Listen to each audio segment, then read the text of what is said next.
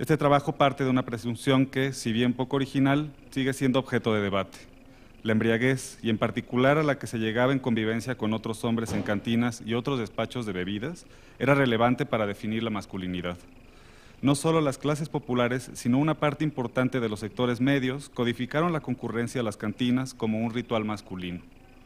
Cabe aclarar que mi interés no se reduce al aspecto físico de los espacios, sino que se ciñe a la interacción entre los parroquianos. Si bien espacios como las pulquerías han sido objeto de estudio, las cantinas todavía exigen profundizar y documentar la naturaleza de los encuentros. La perspectiva de género ofrece un soporte para comprender el ordenamiento espacial de la diferencia sexual, toda vez que en las cantinas los hombres desplegaban prácticas que supuestamente los diferenciaban entre ellos mismos, así como con respecto a las mujeres. Además de ser una estampa urbana estereotipada, la cantina era un sitio de homosociabilidad masculina, dando lugar a prácticas como beber inmoderadamente, fraternizar y permitir demostraciones de violencia ritualizada. Desinhibidos, los bebedores se permitían escandalizar, forcejear, bromear e incluso resolver violentamente sus diferencias. Paradójicamente, llevados al exceso, tales comportamientos desdibujaban atributos asociados al deber ser del hombre, como cuidar tanto la reputación personal cuanto la familiar. Ahora bien, el estereotipo del bebedor empedernido supone diferencias sociales y espaciales en la práctica. Esto exige precisar un momento de diversificación e incremento de los puntos de sociabilidad etílica. De este modo, se hace necesario entender los despachos de bebidas embriagantes en la capital en el Porfiriato tardío, aspecto del cual me ocupo a continuación. En segundo punto, la ciudad y sus cantinas. A principios del siglo XX, la Ciudad de México tenía un número nutrido de expendios de bebidas embriagantes. Aunque predominaban las pulquerías, había una importante porción de cantinas que, esquematizando, podrían entenderse bajo dos formas: la popular o barrial frente a la elitista o cosmopolita. Las primeras seguían la tradición de las llamadas piqueras. Las segundas, elitistas, tuvieron los reflectores de las vanguardias culturales. Adentro de ellas, los bohemios estetizaban la experiencia de la embriaguez. Estos establecimientos tendieron a ubicarse en las calles glamorosas del primer cuadro, como San Francisco, Plateros y 5 de Mayo. Este cosmopolitismo supuso la introducción del bar norteamericano, por ejemplo. La importancia de estos espacios radicó en su novedad para la pequeña clase media capitalina. Conviene reiterar que las cantinas populares, en cambio, eran tiendas de abarrotes con una pieza destinada a despachar bebidas alcohólicas. Estos comercios, que representaban prácticamente la mitad de los expendios en 1910, que sumaban más o menos 2,000, eran conocidos como cantinas de barrio y formaban parte de la vida cotidiana en los arrabales. Lejos de estigmatizarla de manera categórica, la homosociabilidad en despachos de bebidas fue un tema recurrente en la crónica urbana. Entre sus evocaciones, José Juan Tablada apuntó, y cito: rememorando hoy aquella concupiscencia de la vida urbana y la pecadora ciudad en cuyo riñón cantinas y casas públicas ofrecían constante tentación, disculpo los extravíos en que la juventud de aquellos tiempos haya podido incurrir. La perversión moral creada por aquel estado de cosas llegaba al grado de identificar la hombría y la fuerza masculina con la práctica de todos los vicios. Frente al primer cigarro, la primera copa de alcohol o el primer intento de escapada nocturna, el amigo corruptor que había pasado con orgullo semejante ordalía decía invariablemente: si no haces esto, no eres hombre. Cierro la cita. Con esas palabras, Tablada describe algunos componentes de la sociabilidad etílica, haciéndolos ver como elementos esenciales en rituales de iniciación. Según este escritor, ante los temidos epítetos de joto, marica y poco hombre, el neófito tenía que sucumbir a pesar de las náuseas físicas y morales que el tabaco, el alcohol y la hembra de voz ronca y rasgados ademanes pudieran producir en su sensibilidad de adolescentes. En el mismo sentido, Heriberto Frías señalaba que, cito, los polluelos con pretensiones de gallos van a las cantinas y realizan la heroica hazaña de emborracharse. Cierro la cita y paso al tercer punto: fraternizar y brindar entre amigos. Los concurrentes a las cantinas no seguían una norma explícita para comportarse. Sin embargo, hay indicios que sugieren cómo la reciprocidad y la amistad justificaban ese espacio. Entre las expresiones culturales que codificaban la sociabilidad etílica se encuentran los brindis que circulaban en impresos populares. Uno de ellos describía el mostrador de una cantina en un barrio donde charlaba y reía un grupo de 5 personas. Cito un ejemplo: compañeros, ya que estamos reunidos casi todos los de la Palomilla, celebremos unidos levantando nuestras copas. Todos buscamos dónde pasar el rato placenteros y es en el Cazador donde hallamos amigos verdaderos. Cierro la cita. Otro aspecto que relucía en estos brindis era la mujer. En términos esquemáticos, figuraba de dos formas. Las mujeres que trabajaban como meseras eran vistas como transgresoras del deber ser, pues idealmente la mujer pertenecía al hogar. Y voy a citar. Voy a brindar por la mujer, no aquella que alquilamos pagando con dinero un amor que es mentira y nos hace gozar breves momentos. Yo brindo por la mía, por mi esposa, la que me dio su corazón entero, por la mujer que cuida de mis hijos, que los hace ser buenos y que guía sus pasos en la vida. Y aunque yo en la taberna me emborrache, ella seguirá siendo la reina de mi hogar. Cierro la cita. En suma, estos registros exaltaban a la mujer como abnegada reina del hogar, pero denostaban la presencia femenina en lo público. Así, las libaciones fueron objeto de representaciones que idealizaban los encuentros y refrendaban estereotipos. Supuestamente, en las cantinas iniciaban amistades, se afianzaban las alianzas, se ventilaban los negocios, se resolvían fácilmente los problemas y se allanaban las dificultades. Sin embargo, confrontados con fuentes judiciales, estos testimonios se tambalean ante realidades marcadas por la violencia. Un acercamiento a la arena fina de la historia exhibe cómo la cordialidad y la alegría cedían su lugar al desencuentro y la riña. Paso al cuarto y último punto, la tiranía de la copa, alcohol, honor y puños. La violencia como componente aceptado entre los hombres tenía diversas manifestaciones. El caso del duelo entre las élites revela que el honor era irreductible jurídicamente. Algo similar podría pensarse de las riñas, pues entre las clases populares era común dirimir conflictos de esa manera. En ese sentido, el comportamiento público de los hombres en las cantinas admitía diferentes contiendas, juegos de fuerza, juegos de palabras, competir en copas, etc. De las averiguaciones judiciales por riña registradas en las primeras décadas del siglo XX, resulta que el promedio de edad de los contendientes era 25 años, casi todos hombres. ¿Por qué se enfrentaron? Muchos alegaban ebriedad, pero el detonante era una afrenta al honor por injurias o bien este se debía a alguna intimidad ventilada. Otros alegaban que no se había correspondido el gesto de invitar o aceptar una copa. Voy a tomar un caso, un afilador de 24 años, casado y con heridas punzocortantes, en la comisaría se le toma su declaración y señala que como a las 9 de la noche se encontraba en compañía de varios amigos en la cantina situada en la esquina de las calles Ancha y Arcos de Belén, cuando Manuel, con quien no tenía antecedentes de disgusto, se molestó con el declarante porque no quiso obsequiarle una copa de alcohol que le pedía, ¿no? Esta es una de las, reiteraciones, el hecho de invitar o no aceptar una copa llevaba muchas veces al enfrentamiento y a la riña. Hay muchos casos que analicé, pero bueno, voy a tomar otro. Finalmente, de un caso excepcional, se pueden deducir características de la sociabilidad en las cantinas. En la Santa Rita, 3 choferes bebían después del trabajo cuando el más joven de ellos, llamado Arturo, fue convidado por unas personas que bebían en otra mesa. Según un testigo, como a las 3 de la madrugada, cito, después que estuvieron tomando varias copas, sacaron a Arturo. Y en esos momentos, una mesera llamada Irene le dijo que los que habían sacado a su amigo eran jotos.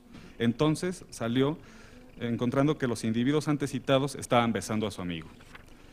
Después de intercambiar palabras, retó a uno diciendo que si era hombre, que viniera. La versión que ofreció el tercero de los amigos fue similar, mientras que Arturo se acordaba de bien poco. En cambio, Manuel, un militar retirado y supuestamente uno de los abusadores, señaló que su agresor, cito, le dijo que era un maricón y un hijo de la pelona, y al oír esas palabras que no venían al caso, alzó su bastón pegándola en la cara, exigiéndole satisfacción por haber comprometido su honor. La declaración viene, tomemos en cuenta, de un militar, ¿no? Y creo que era coronel. Sí.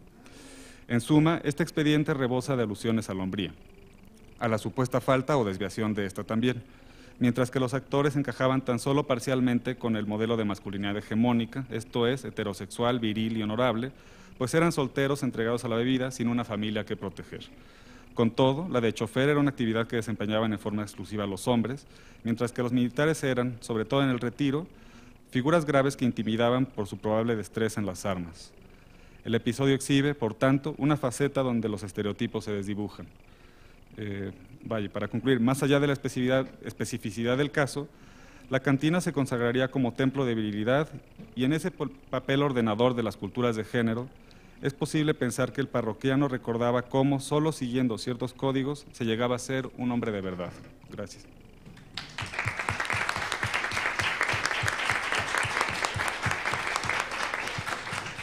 Gracias, Diego. Gracias. Para los que están sentados atrás, hay muchas sillas aquí enfrente, si quieren adelantar, venir al frente. Para seguir, tenemos José Alberto Moreno Chávez, quien es del Centro de Investigación y Estudios Superiores en Antropología Social, el CIESAS. Él está hablando hoy, el título es Para la mayor gloria de Dios, la construcción de la masculinidad sacerdotal a finales del siglo XIX. Muchas gracias. Entre mediados del siglo XIX e inicios del XX, la figura del sacerdote como ejemplo de comportamiento y moralidad ante su feligresía tuvo un declive. De manera paralela al proceso de reforma y secularización en México, los sacerdotes, en sus roles de líderes de la comunidad y ejemplos de moralidad y piedad cristiana, vieron cómo su antiguo prestigio se desvanecía ante las transformaciones sociales que se implementaban con el triunfo del Estado liberal. Así, la figura sacerdotal fue cuestionada a medida que se ponía en tela de juicio la preeminencia política de la Iglesia Católica y el nuevo Estado buscaba formas seculares de moralidad y comportamiento social. En especial se cuestionaba al sacerdote como generador de comportamientos en beneficio de varones jóvenes y de la nueva sociedad que intentaban impulsar los liberales mexicanos. Esta ponencia tiene como objetivo mostrar cómo la figura sacerdotal fue cuestionada como modelo de masculinidades ante un contexto de secularización y sobre todo de un ambiente marcado por un amplio anticlericalismo, lo que generó una visión opuesta al sacerdocio y la Iglesia. De esa manera, los liberales cuestionaron la figura paternal y masculina del cura en aras de impulsar sus propios modelos de masculinidad. El celibato, principio de la masculinidad sacerdotal católica. La construcción de la masculinidad en el México decimonónico ha sido un tema que ha llamado la atención de algunos historiadores e investigadores, quienes han centrado su atención en la construcción del machismo y su oposición, entre comillas, en el mundo homosexual porfiriano. Desde esta manera, historiográficamente, se crean dos círculos de masculinidades mexicanas, por definirlas de alguna manera: un mundo de machos, habitado por léperos, bandidos y charros, y un mundo de homosexuales poblado por poetas y estetas. Si bien el machismo y la homosexualidad se han convertido en los polos de los estudios de las masculinidades mexicanas, existe toda una gama de construcciones varoniles escasamente estudiadas para el periodo. Dentro de ellas, la construcción católica de la masculinidad ha sido escasamente investigada, casi siempre de manera tangencial. Si consideramos que las masculinidades son un conjunto de creencias, comportamientos, narrativas y estereotipos que se desarrollan social y culturalmente en torno a la construcción de las imágenes varoniles, la Iglesia Católica, y de hecho cualquier otra institución religiosa, ha sido una fábrica prolífica en construcciones de ambos géneros. No obstante, son muy pocos los estudios dedicados a las masculinidades dentro del catolicismo, especialmente si se le compara con la extensa biblioteca que representan los estudios sobre feminidades, haciendo de este tema una novedad para la historiografía mexicana. De los pocos estudios dedicados a las masculinidades católicas, predomina una tendencia que se centra en el celibato y su construcción. Por lo tanto, el celibato se ha convertido en una característica esencial del sacerdote católico, distinguiendo del resto de los fieles varones, a quienes la Iglesia exige contención en su vida sexual por el voto de castidad. Para el sacerdocio católico, la castidad se convierte en el centro de su experiencia de masculinidad y una característica de la identidad de su vocación. Así, el cumplimiento o violación del voto de castidad se configura en una constante de conflicto para el ideal masculino de los sacerdotes. Igualmente, entre los feligreses, la castidad se identifica con el sacerdote y su cumplimiento es parte de las calificaciones para ser señalado como un buen sacerdote.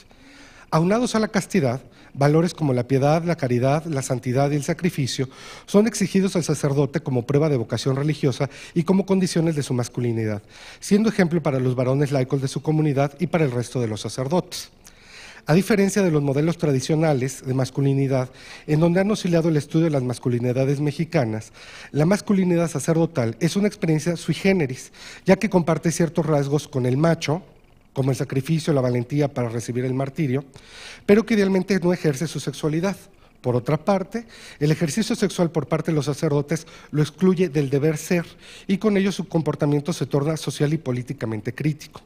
Es por tal condición paradójica que el escrutinio de la masculinidad sacerdotal se mide a partir del no ejercicio de su sexualidad, diferenciándola del resto de las sexualidades masculinas, pero no por ello escapa la definición de la práctica sexual del género, provocando que si bien la sexualidad sacerdotal debería estar atrofiada, entre comillas, su conducta social cruza irremediablemente por la calificación social y eclesiástica de la contención.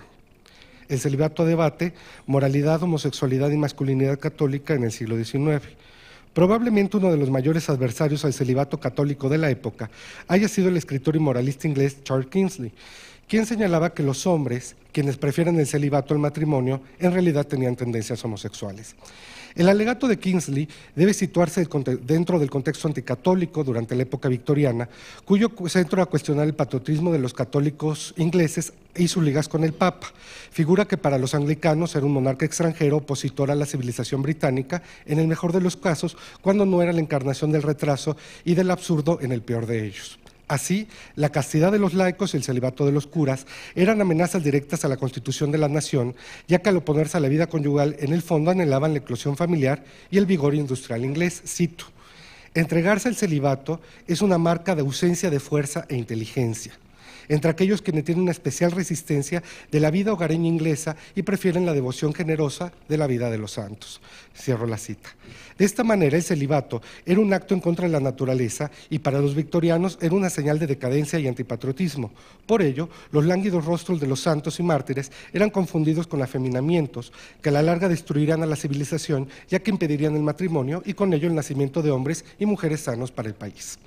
En el fondo, los argumentos de Kingsley discuten sobre quién debería controlar a la esposa en el hogar victoriano, su esposo o la religión, en donde él se inclina sin dudar por el marido, pero que muestran una discusión clave para entender la secularización.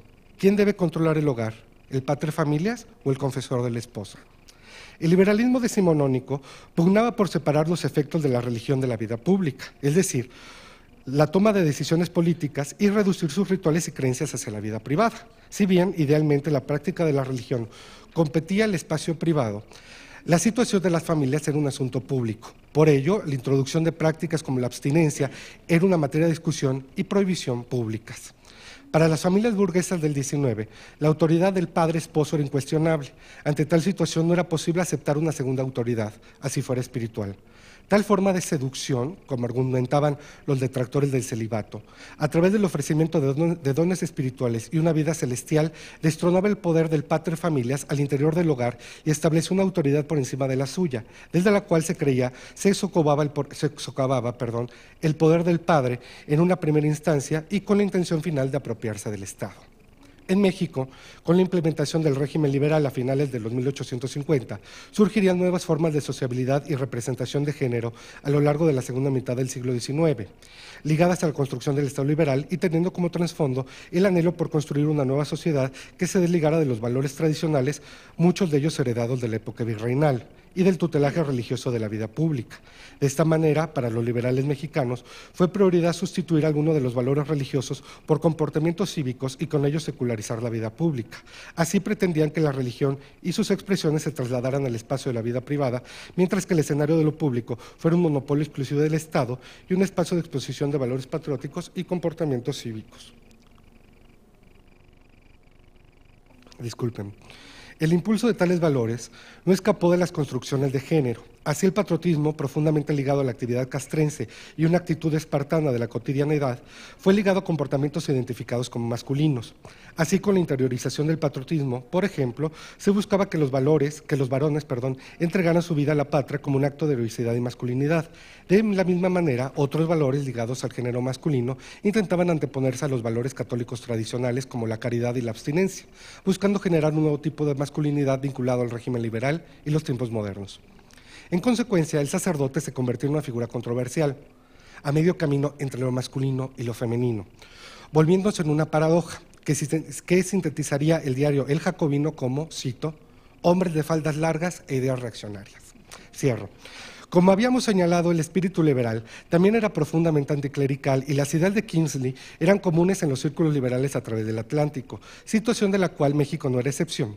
Inclusive el temor por la seducción del celibato se transformó en una fobia abierta y en una causa política que trascendió el colapso del régimen liberal con el inicio de la Revolución. A diferencia de la Inglaterra victoriana, en donde la presencia de sacerdotes católicos era limitada, en México el catolicismo era la religión mayoritaria y por ello, tanto la secularización como la crítica a los sacerdotes tendrían consecuencias más profundas. Durante la segunda mitad del siglo XIX, tanto liberales como jacobinos difundirían una imagen de los sacerdotes católicos no muy distinta a las ideas de Kingsley, señalando la amenaza del celibato sobre el progreso del país y la autoridad de las familias. Así el celibato fue reinterpretado como una condición antinatural y en contra del orden civilizado. Por ello, en su proyecto de reforma del clero mexicano del magistrado Ignacio González Escalante, de 1867, propone acabar con el celibato con el objeto de, cito, relajar la dominación papal y uniformar la disciplina eclesiástica con las altas ideas y justas exigencias del siglo XIX, que la Iglesia mexicana sea el modelo de sumisión y respeto a las autoridades políticas y civiles, haciendo del clero defensor de las instituciones democrático-republicanas, despertando de esta manera el espíritu patrio y la tolerancia que se hallan adormecidas en las masas a causa de la predicación de los malos ministros, ciegos instrumentos de Roma. Cierro la cita. De esta manera, el clero local transitaría del de la reacción para convertirse en un, cito, individuo liberal, amante del progreso y la reforma, que abunda en el verdadero amor por su patria y sus semejantes. Cierro. Los curas, con su celibato y vida comunitaria, se percibían como retardatarios del progreso y anclas para que el país se convirtiera en un sitio verdaderamente civilizado, libre de prejuicios religiosos y en el sendero positivista de la ciencia. Si bien los monasterios y seminarios eran tildados de cubículos de vicio, no había sitio más peligroso para la moral pública liberal que en confesionario, ya que en tales espacios se seducían a las mujeres, entre comillas, con promesas de la vida celestial mientras se manipulaban, entre comillas, sus conciencias en contra de sus esposos y del Estado. Los liberales equiparaban al confesionario con una suerte de prostíbulo espiritual, sitio en donde las fieles eran despojadas de sus secretos y corrompidas por hombres célibes, quienes complotaban en contra del país por medio de controlar la sexualidad de los varones. Con el sacerdote controlando la vida espiritual, el hogar y la sexualidad de la mujer se devendría en un colapso civilizatorio, lo cual buscaban impedir los liberales, obligando a los curas a desposarse y llevar la vida de varones normales. No obstante, paradójicamente, la seducción del celibato se fue transformando en la mentalidad jacobina en una verdadera seducción de parroquianas, las cuales eran doblemente controladas desde el confesionario y la alcoba, en una verdadera epidemia de notas sensacionalistas. Entre 1890 y 1910, los pasquines de la Ciudad de México reportaron decenas de casos de seducción de curas hacia sus fieles, en donde se repetía la misma narrativa. El cura, aprovechándose de la consejería espiritual, seducía a jovencitas en el confesionario, volviéndolas a sus amantes para después, al quedar embarazadas, casarlas con algún muchacho de la parroquia y así ocultar su concubinato. De esta manera, la imagen del sacerdote seductor ponía en tela de juicio negativamente a una práctica masculina que era tolerada para el resto de los varones y que con la infidelidad y la seducción no solo mancillaba el honor de las doncellas de su parroquia, sino que corrompía a las familias con sus prácticas aprendidas en el seminario.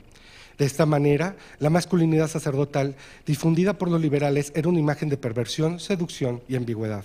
Eran hombres, pero con talentos opuestos a los de un varón patriota. Los curas, desde esa perspectiva, eran capaces de traicionar y destruir a la sociedad y a la familia. En síntesis, no eran hombres con mayúscula, eran hombres con faldas largas. Muchas gracias.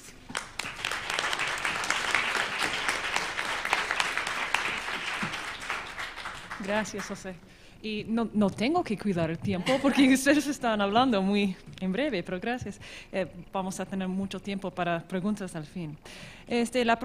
Para la próxima tenemos Oliva López Sánchez, quien está aquí de la UNAM hoy, y el título de su ponencia es Los fundamentos filosóficos y científicos de la denominada naturaleza emocional femenina entre 1880 y 1920. Gracias, Ivy. Como siento la presión de los ponentes antecesores, voy a tratar de seguir el ritmo, de guardar el tiempo. No, es broma en realidad. El objetivo de esta ponencia es ahondar en el análisis de los saberes científicos sobre las explicaciones médicas y filosóficas en torno a la denominada naturaleza emocional de las mujeres, y con ello pretendo contribuir a la historia de cómo se ha construido científicamente la diferencia sexual emocional, con lo cual supongo es también una manera de hacer historia cultural de las mujeres, al identificar cómo la ciencia y la filosofía impusieron formas de sentir y con ello se fue impulsando una subjetividad femenina basada en un discurso profundamente normativo y sujetador. Parto del supuesto teórico de que los conocimientos científicos y filosóficos constituyen un componente más de la cultura que abrevó del imaginario social parte importante de sus postulados en torno a la llamada naturaleza femenina. que visualizó a las mujeres como seres inferiores y a su vez también ofreció datos presuntamente contundentes de la supuesta naturalización emocional de las mujeres. Por lo tanto, sostengo que la representación científica de las emociones como un rasgo eminentemente femenino coadyuvó en la construcción de identidades sexuales y de género desiguales entre los hombres y las mujeres.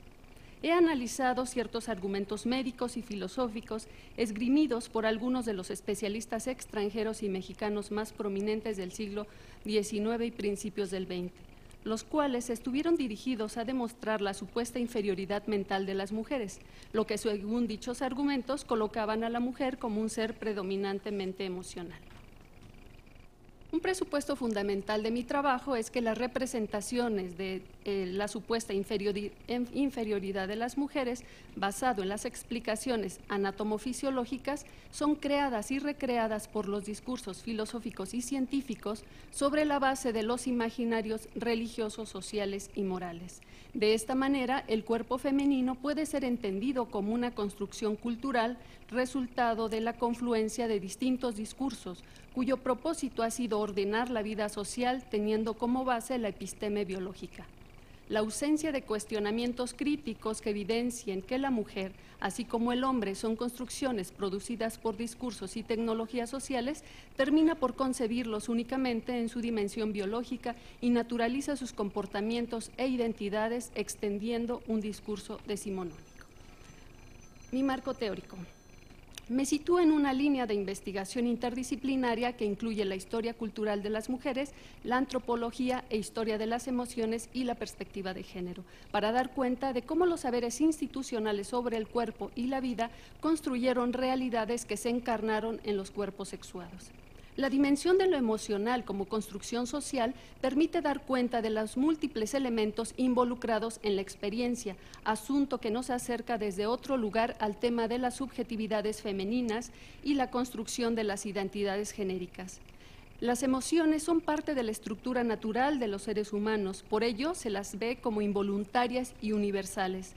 Al ser consideradas comunes a la existencia humana, han perdido su valor heurístico en la explicación de la vida individual y social, y cuando más se han extendido al ámbito de lo psíquico.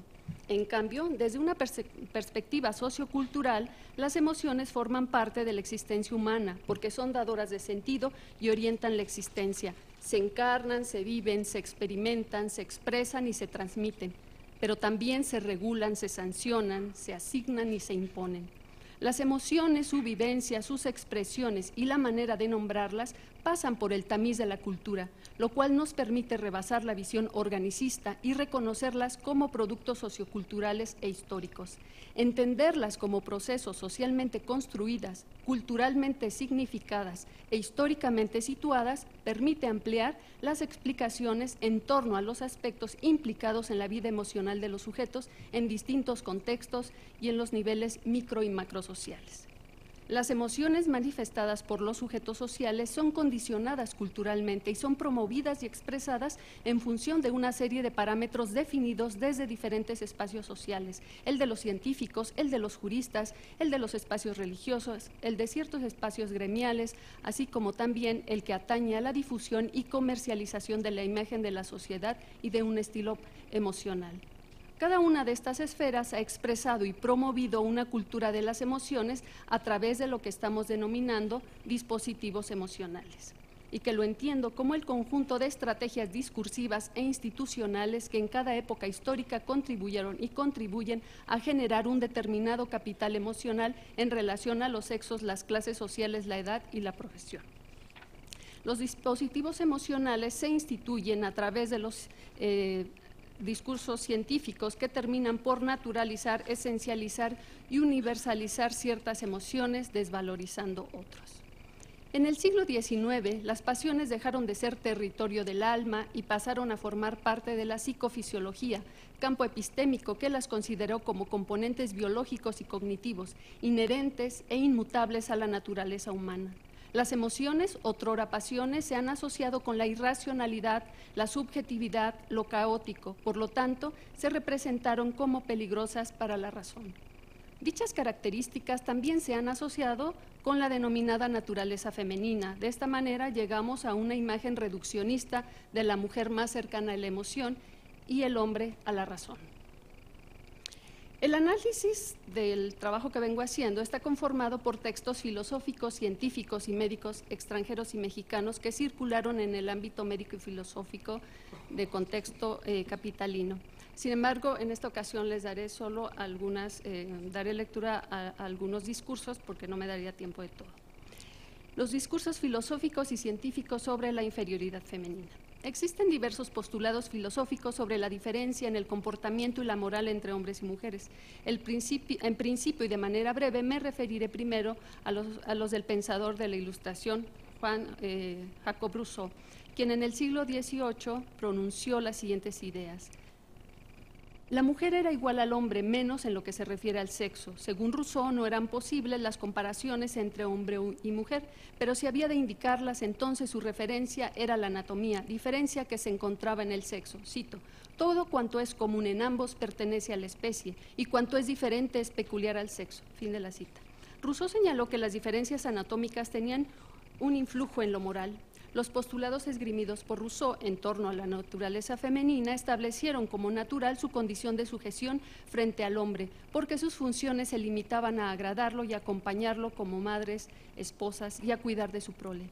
En cambio, la naturaleza del hombre era la razón, por lo tanto le correspondía el mundo de lo público y la política. La desigualdad entre los sexos, en detrimento de la mujer, promovido por el discurso de la Ilustración, se vio reforzado con el trabajo de Darwin, quien en su publicación de 1871 sobre la selección sexual señaló una distancia evolutiva entre el macho y la hembra de todas las especies. Los estudios evolutivos demostraron mayor desarrollo en el macho, el cual se iba transmitiendo a los hijos de su mismo sexo. Abro cita. La mujer parece diferir del hombre en su condición mental, principalmente en su mayor ternura y menor egoísmo. Cosa es esta que se observa aún entre los salvajes. La mujer, siguiendo sus instintos maternales, despliega estas cualidades en sus hijos en un grado eminente. Por consiguiente, es verosímil que pueda extenderlos a sus semejantes. Fin de la cita. Darwin, como otros contemporáneos suyos, reconoció que la herencia era un factor determinante en la diferencia entre los sexos.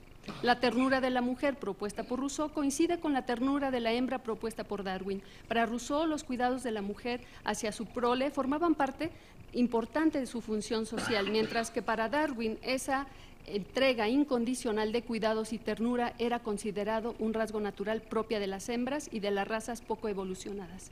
Por su parte, Augusto Comte, basándose en la teoría frenológica de Gall, sentó las bases presuntamente científicas de la diferencia en las funciones afectivas e intelectuales entre hombres y mujeres.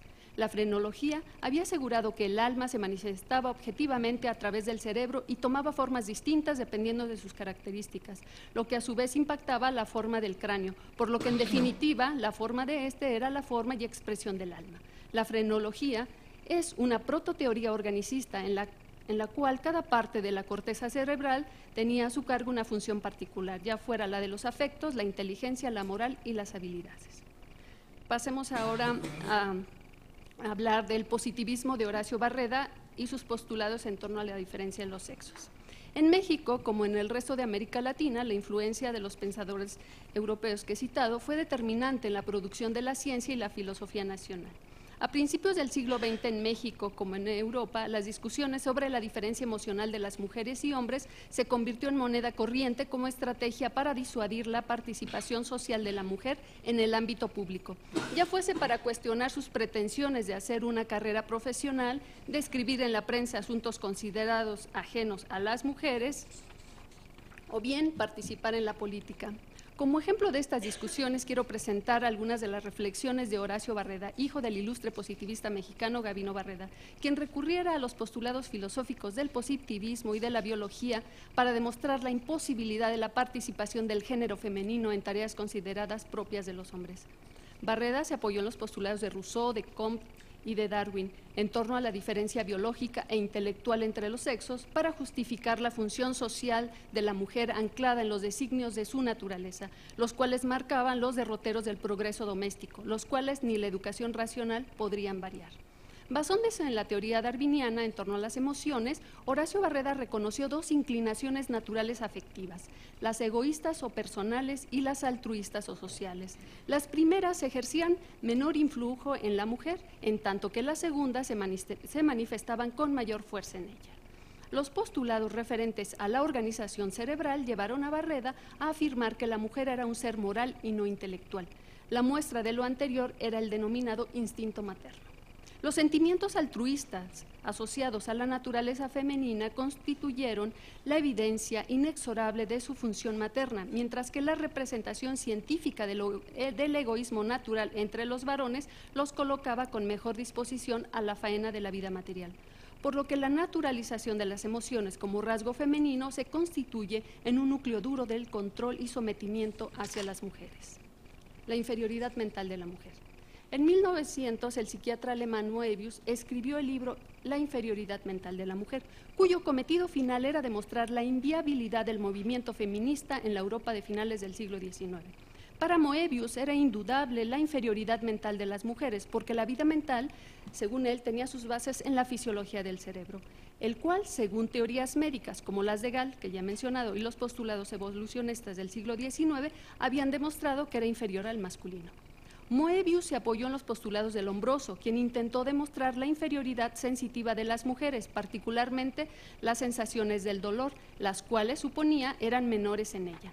Moebius aseguró que la característica de un alto desarrollo psíquico estaba en función del control instintivo y en el caso de la mujer su instinto era igual al de una bestia. Cito: un instinto presenta grandes ventajas, es infalible y no proporciona ningún género de preocupaciones. El sentimiento participa de la mitad de estas ventajas, de modo que el instinto hace a la mujer semejante a las bestias, siempre dependiente de la influencia extrínseca, segura y consciente de sí misma. En ella se agita la fuerza singular del instinto que la hace aparecer verdaderamente admirable y atractiva. Fin de la cita. Según los argumentos científicos y filosóficos esgrimidos por Moebius, el instinto de la mujer dependía del juicio dado por el amor, la vanidad o lo que les pareciera digno de su crédito. Último punto, la belleza y la juventud en relación con el psiquismo. Otro argumento esgrimido en la discusión de Moebius para demostrar la inferioridad mental femenina se basó en lo efímero de la juventud y la belleza femenina, lo cual aseguró que así como era perecedera la belleza en la mujer, lo era su poca inteligencia. El florecimiento y desflorecimiento de la belleza femenina correspondía, según la tesis del autor en referencia, a las modificaciones psíquicas, las cuales tenían el mismo significado. Según estas aseveraciones, las mujeres se conservaban bien durante los primeros años del matrimonio, pero no tardaba en presentarse el decaimiento provocado por los partos. Y así, cito, como huyen la belleza y la fuerza física, así también huyen las facultades mentales en la mujer. Y chochea. Fin de la cita. Dado el desarrollo biológico de la mujer, esta solamente podía ser considerada completa en todas sus facultades únicamente hasta los 30 años. En cambio, el varón podía conservar las facultades adquiridas casi hasta el término de su existencia. La asociación de la fealdad con la malignidad en la figura de la bruja medieval fue la misma entre la fealdad y la deficiencia mental o poca inteligencia en la figura de la loca. En 1484, los inquisidores dominicos Crame y Springer escribieron el Malleus Maleficarum, un compendio dirigido a los inquisidores para descubrir y castigar a las brujas. Pero en 1900, Moebius escribió su manual para los psiquiatras con el objetivo de servir a los médicos para que supieran atender a las mujeres en su calidad de pacientes y enfermas, advirtiendo a sus colegas de no tratar a las mujeres enfermas como varones con genitales femeninos, para lo cual intentó demostrar científicamente las diferencias intelectuales entre hombres y mujeres, como lo hemos visto, asegurando que la mujer se había adaptado magníficamente al rol materno a causa de su inferioridad mental natural. Unas líneas para cerrar. La asociación entre emociones y mujeres es el resultado de un largo proceso de naturalización de los discursos sobre el cuerpo, los cuales muestran algunas reminiscencias bíblicas relativas a la peligrosidad de la mujer y luego el destino biológico de un cuerpo imperfecto, no evolucionado y preso de su fisiología genital. También las emociones son procesos complejos que se han naturalizado y esencializado como rasgo exclusivo de la supuesta naturaleza femenina y se han constituido como el principal capital simbólico administrable por las propias mujeres. La ciencia y la filosofía se han constituido, como sugiere Ana María Fernández, en dispositivos de desigualación que se tornan en discursos políticos sobre las relaciones de género. En particular, tales discursos se han constituido en uno de los núcleos duros sobre la feminidad y también la vida emocional de hombres y mujeres.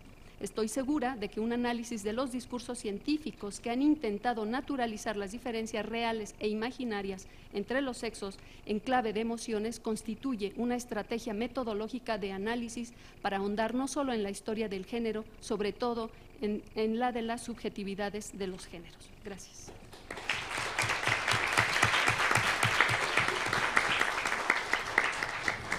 Bueno, gracias, Oliva. Y para terminar, la última es de Ana Lidia García Peña, quien es de la Universidad Autónoma del Estado de México y está hablando sobre el divorcio en los albores del siglo XX, cambios en las relaciones de género. Gracias, hola, buenas tardes.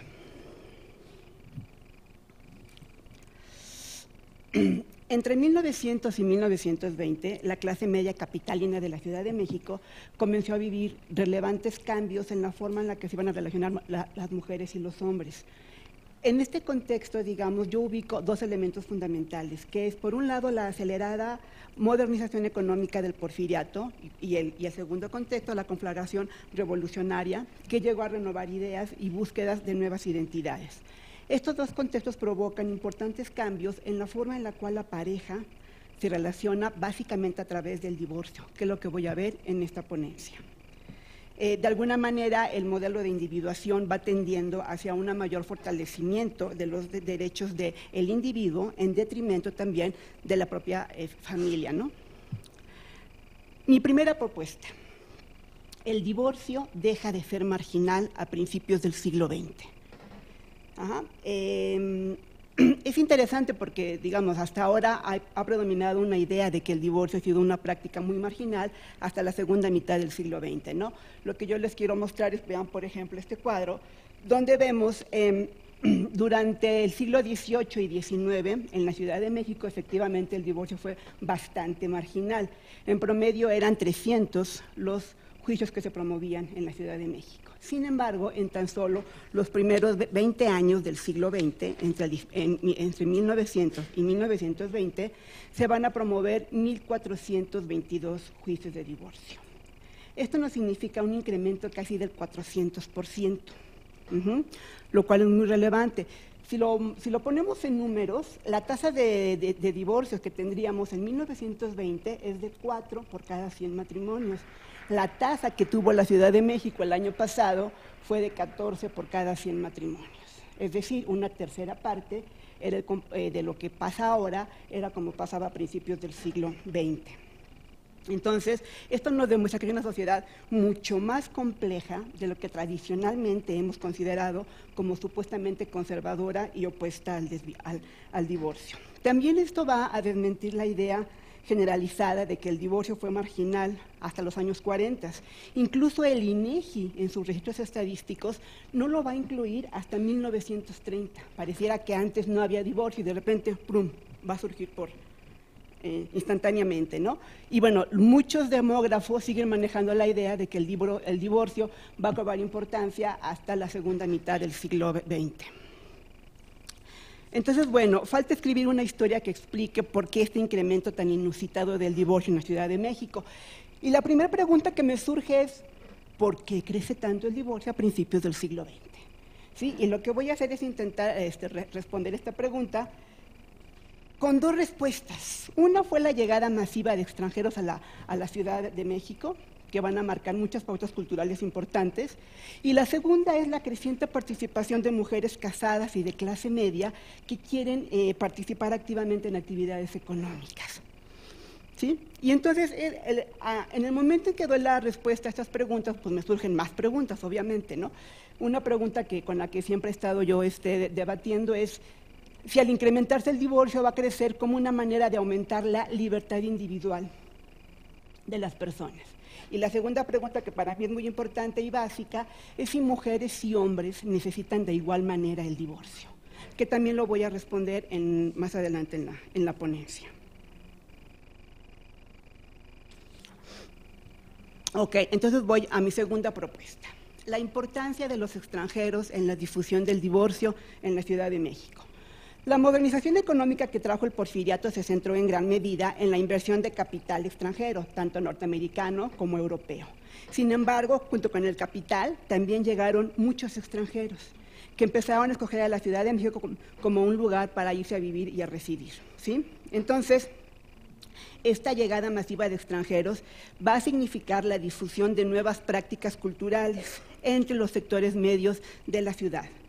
Entre ellas, las que yo propongo, es la búsqueda de la felicidad individual y poder terminar con un matrimonio infeliz. En la revisión de los juicios en torno al divorcio, pude constatar la presencia de extranjeros estrechamente vinculados a la modernidad económica porfirista. Alemanes que hablaban de sus frecuentes viajes y actividades vinculadas al comercio, británicos casados con inglesas, quienes después de una vida conyugal de ausencias y frecuentes viajes, mejor acababan en divorcio, industriales belgas, quienes habían contraído matrimonio en el puerto de Minatitlán y que estaban estrechamente vinculados a la exportación. También había americanos, había cubanos farmacéuticos, quienes se casaban con maestras de inglés norteamericanas, y de igual manera que los europeos estaban vinculados a las actividades económicas más pujantes del país. Algunos trabajaban, por ejemplo, en la Dirección General de Aduanas. Además, un sinfín de norteamericanos industriales petroleros de Chicago o mecánicos que laboraban en la gran fundición y talleres de las delicias Thomas Phillips, o importadores de toda clase de maquinaria en Tampico Bunker Company. Además de ser personajes o parejas, hombres, vinculados a las actividades económicas pujantes, también empezaron a manejar discursos modernos que van a marcar un cambio con lo que se decía en el siglo XIX. Normalmente cuando un hombre demandaba o era demandado por su esposa en el XIX, él argumentaba que la esposa o era caprichosa o rebelde. No era como el argumento básico para el XIX. Aquí en este caso, por ejemplo, el alemán Hugo Vittrolf, quien va a ser demandado por su esposa en 1908, va a introducir un argumento bien interesante y dice: las causas de nuestros disgustos es más bien que mi esposa padece de histeria, y cuando su mal se exacerba es cuando ella riñe conmigo y promueve disgustos que yo procuro terminar no haciéndole caso. Y entonces ha abandonado la casa varias veces. Aquí hay un cambio bien importante porque ya no es la esposa caprichosa, ahora es un argumento científico en torno a la histeria, una enfermedad que en Alemania estuvo en vigor hace apenas 10 años anteriores al divorcio de Vittrolf, y que Freud hace muy poco tiempo también la estaba investigando, ¿no? Entonces, bueno, aquí vamos como ya adentrándonos a un discurso mucho más modernista en los procesos de divorcio. Volviendo a los números, en el total que yo tengo de mis divorcios, tengo una contabilidad de casi el 26% de extranjeros que se van a divorciar entre 1900 y 1920, lo cual es una tasa altísima. Y quiero que pongan atención en el lustro entre 1906 y 1910, es cuando más extranjeros van a divorciarse en la Ciudad de México, que es la época de mayor estabilidad económica también del porfiriato antes de iniciar la Revolución Mexicana. De hecho, en el siguiente lustro, entre el 11 y el 17, cuando ya se impone la violencia revolucionaria, va a descender significativamente esta presencia de extranjeros a casi el 13%. ¿No? Esto va a fortalecer mi hipótesis de que mientras va a durar el boom económico y la estabilidad social del porfiriato, los extranjeros fueron personajes importantes en la práctica judicial del divorcio. Entonces, bueno, prácticamente un tercio de los habitantes, por lo menos en el lustro entre el 6 y el 10, prácticamente un tercio de los habitantes capitalinos que recurrieron al divorcio fueron extranjeros, lo que de alguna manera significó la presencia de nuevas prácticas culturales, ya que norteamericanos, alemanes, ingleses, belgas y algunos franceses fueron frecuentes en las demandas de divorcio y como tal que ya se practicaban en sus respectivos países. Mi tercera propuesta que también explica por qué el incremento de los divorcios a principios del siglo XX, es que cada vez era más frecuente la creciente participación de las mujeres en el mercado laboral capitalino, sobre todo en el ramo de los servicios, lo que a su vez va a estimular que ciertos grupos femeninos de clase media empiezan a buscar una mayor autonomía económica a través de juicios de divorcio y convenios de separación, ¿no? Recordemos aquí que hay dos elementos fundamentales en el proceso de individuación de las mujeres. Un primer elemento es una mayor libertad de movimiento que requiere una mujer, o en este caso una esposa, y el segundo elemento es un mayor control sobre la distribución de los ingresos en la familia, ¿no? Y para este caso, entonces, las esposas buscaban una mayor autonomía económica que necesitaban en su desenvolvimiento laboral. La legislación que estaba en ese momento, que era el Código Civil del 84, era ya un lastre para ciertas mujeres casadas que necesitaban una mayor autonomía económica y ya no depender tanto de sus maridos para realizar cualquier operación económica o incluso administrar sus propios ingresos personales. Ellas querían administrar libremente sus bienes y productos de propiedad, casas de arrendamiento, pequeños solares, hipotecas, fincas. Otras querían ser libres económicamente para poder trabajar en donde ellas quisieran, ¿no? Y en esta búsqueda de libertad económica se comenzaron a difundir los convenios de separación a través de divorcios voluntarios. En esos convenios es interesante porque se arregla la situación de la pareja, de los hijos, el tiempo que va a durar la separación, la división de gananciales o la sociedad conyugal y los bienes en común, pero cada vez más son frecuentes estos convenios y divorcios voluntarios. Para el siglo XIX yo solamente encontré 19 juicios en divorcios voluntarios. Ya para el siglo XX, entre 1900 y 1920, encontré 343 juicios. Y cada vez más frecuente en estos juicios son frecuentes, en este tipo de divorcios son frecuentes los convenios de separación voluntaria. Y se va estipulando claramente cómo va a quedar la esposa. Entonces, vean, por ejemplo, este ejemplo que es muy interesante.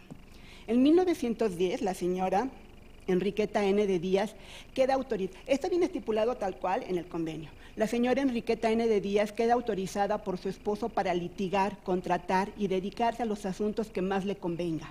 Se le otorga su absoluta libertad de hacer lo que quiera y como mejor le parezca, sin que su marido se entrometa en lo más mínimo, dejándola trabajar para ganarse la vida en lo que ella pueda según sus circunstancias, así como establecer su domicilio en cualquier parte de la República Mexicana. Entonces, a las mujeres les empezó a interesar mucho más esta posibilidad de un divorcio voluntario que les iba a dar otra vez su libertad económica. Esto también me hizo pensar algo que creo que es importante, porque en los años 20 el movimiento feminista va a demandar una reforma a la codificación civil para que las esposas sean mucho más autónomas. Entonces, para mí es fundamental entender el contexto cultural en el cual surge este movimiento feminista, porque de alguna manera la práctica judicial de estas esposas se va a convertir en el antecedente que explica la demanda de estas feministas. Antes de que mujeres de la talla como María Cárdenas o como Sofía Villa de Buentello demandasen una legislación más igualitaria y mayor libertad económica para las esposas, muchas mujeres de clase media ya habían trabajado y habían buscado la demanda de su autonomía económica a través del divorcio. Es decir, no podemos entender las demandas feministas si no las contextualizamos en su ambiente cultural y en las razones de su surgimiento. Fue gracias a la acción y la práctica cultural de las esposas divorciadas que el movimiento feminista de los años 20 demandó una mayor autonomía económica para las mujeres casadas. El último tema que voy a tratar tiene que ver con los cambios que trajo la Revolución Mexicana. Obviamente la legislación más famosa es la Ley sobre Relaciones Familiares de 1917, que va a transformar por completo el divorcio, en la que por segunda vez en nuestro país se legisla el divorcio total, aquel que nos permite casarnos y divorciarnos y volvernos a casar, volvernos a divorciar cuantas veces queramos y podamos. Y digo por segunda vez porque quien primera vez lo va a legislar en México es Maximiliano, pero finalmente no continuó esta legislación con la invasión de Francia.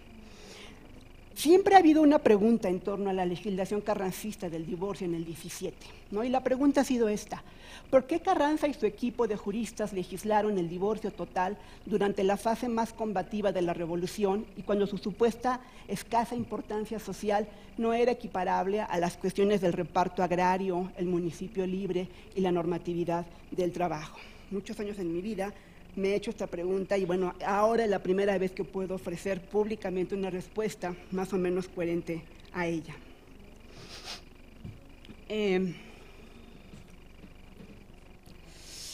Creo que cuando se ha dado alguna respuesta a esta pregunta, mucha gente lo ha vinculado, sobre todo abogados, lo han vinculado a la vida privada de Venustiano Carranza, Félix Pallavicini, Luis Cabrera, ¿no?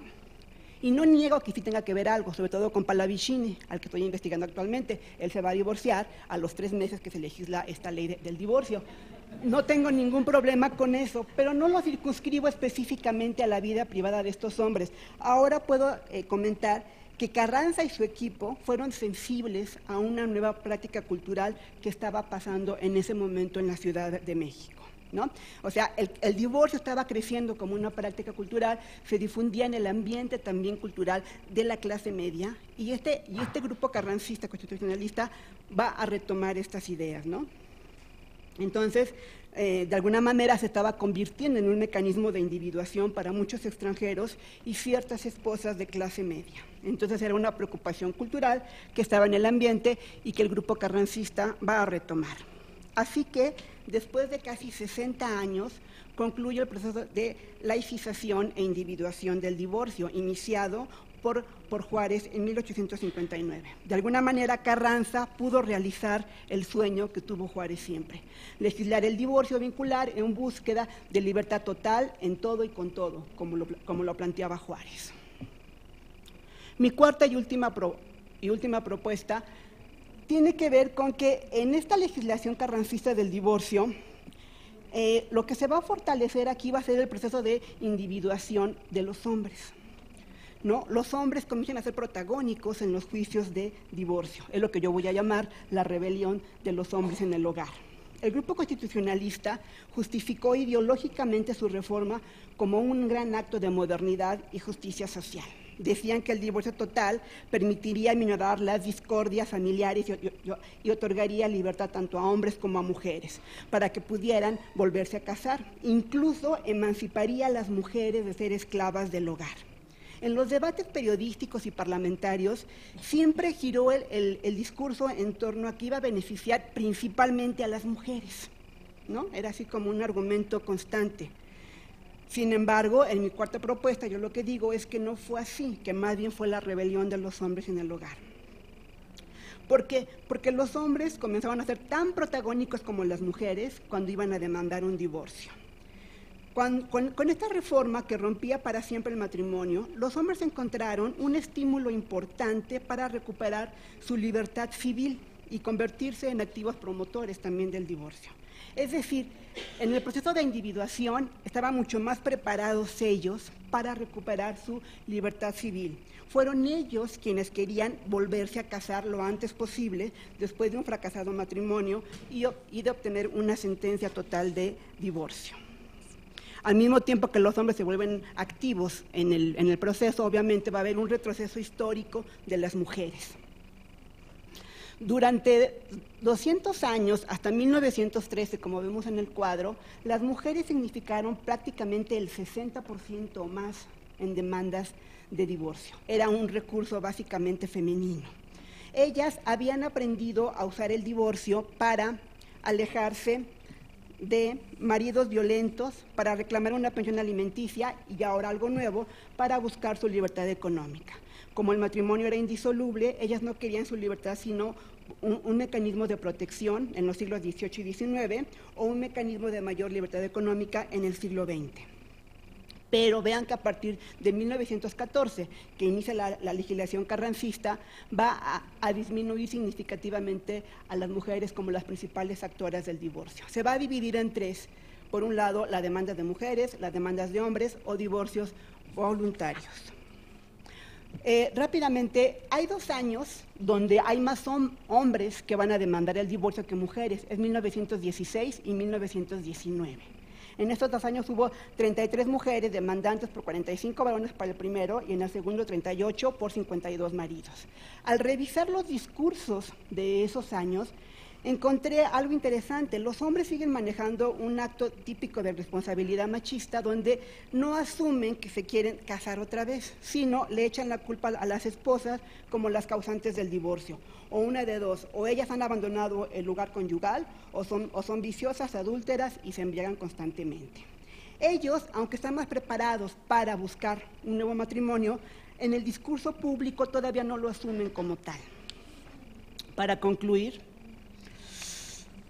al estudiar el proceso modernizador de la pareja conyugal en la Ciudad de México durante los primeros 20 años del siglo XX, nos queda claro que hay una línea de continuidad entre los últimos años del Porfiriato y los posteriores de la Revolución Mexicana. El desarrollo económico, la presencia masiva de extranjeros y la difusión de nuevas ideas fueron convirtiendo al divorcio en un recurso cada vez más frecuente para la clase media de la Ciudad de México. Es importante desmentir la generalizada idea de que el divorcio fue marginal para la sociedad mexicana de la primera mitad del siglo XX, nada más contrario a la realidad.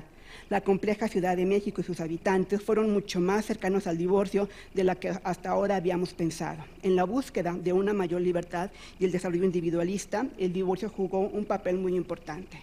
Cuando introducimos la perspectiva de género a la historia social del divorcio, podemos encontrar distintos ritmos históricos en las preferencias de las mujeres y los hombres, por lo que es importante aprender a diferenciar las necesidades femeninas de las masculinas en la disolución de la pareja conyugal, lo que a su vez marcó distintos procesos de individuación, ya que mientras que las mujeres buscaron en el divorcio sentencias o convenios de separación que les permitieran recuperar su libertad económica, los hombres, en un proceso más acentuado de individuación, buscaban en el divorcio revolucionario la posibilidad de recuperar su libertad para volverse a casar con una mujer más afín a sus intereses. Ellas en búsqueda de su libertad económica y ellos en búsqueda de su libertad civil. Dos ensayos en los complejos procesos de individuación. Muchas gracias.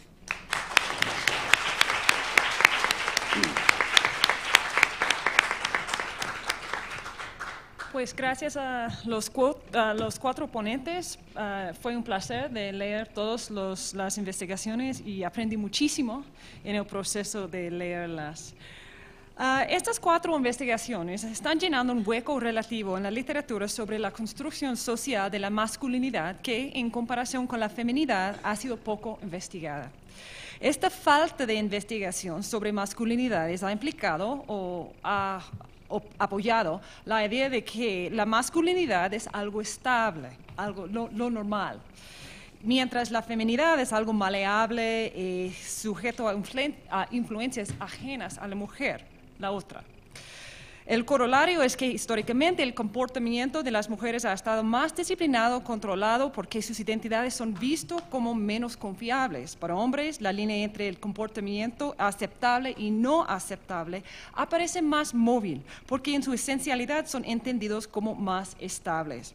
Por eso, en su enfoque en ambas, la masculinidad y, en ciertos casos, la feminidad, y aún más en la intersección de identidad y práctica, las ponencias aquí están transformadoras en el estudio de género y de sexo.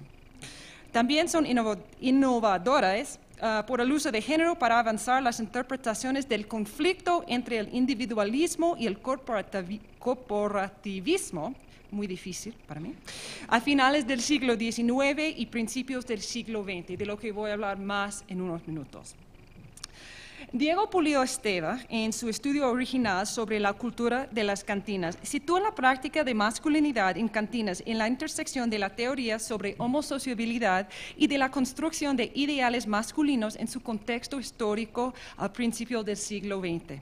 Su investigación es muy interdisciplinaria, usa métodos que vienen de antropología, historia, estudios literarios y sociología, y explora cómo espacio está usado para definir diferencia sexual.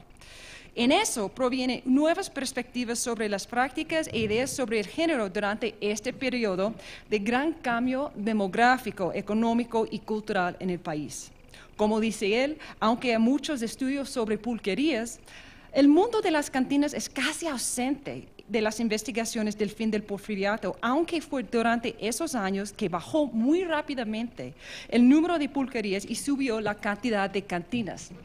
En este y en su distinción entre las cantinas populares y cosmopolitas, Pulido introduce la posibilidad de explorar unos aspectos muy importantes sobre la influencia de clase y también etnicidad en la construcción de masculinidad.